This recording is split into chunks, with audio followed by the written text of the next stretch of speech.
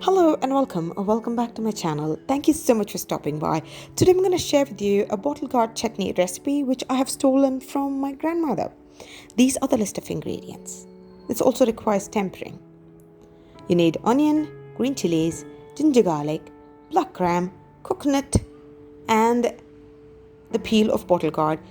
Definitely the older generation knew how to get maximum benefit from every vegetable. Heat a pan, add 1 tablespoon of oil and then fry the peel of the bottle gourd until it's cooked.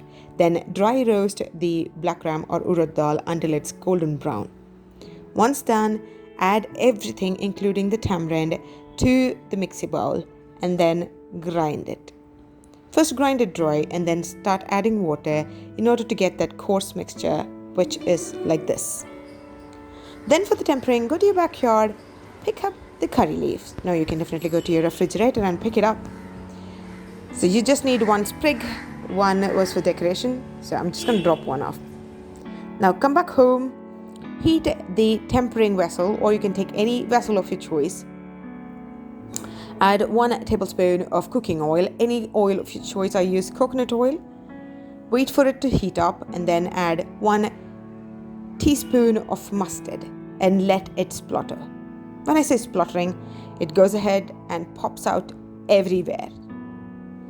Wash 1 sprig of curry leaf and keep it ready. Add to the tempering oil, turn off the gas immediately and put that into the chutney. And there you go, your chutney is ready. You can eat this with dosa, or you can add it as a side dish with idli and sambar, or you can have directly with idli. The choice is yours. You can also have it with rice. This is an amazing, tasty recipe. I know you would fall in love when you go ahead and try it. Let me know on the comment below if you tried it and your feedback as well. Share this video with your family and friends and ask them to subscribe. Until next time, take care.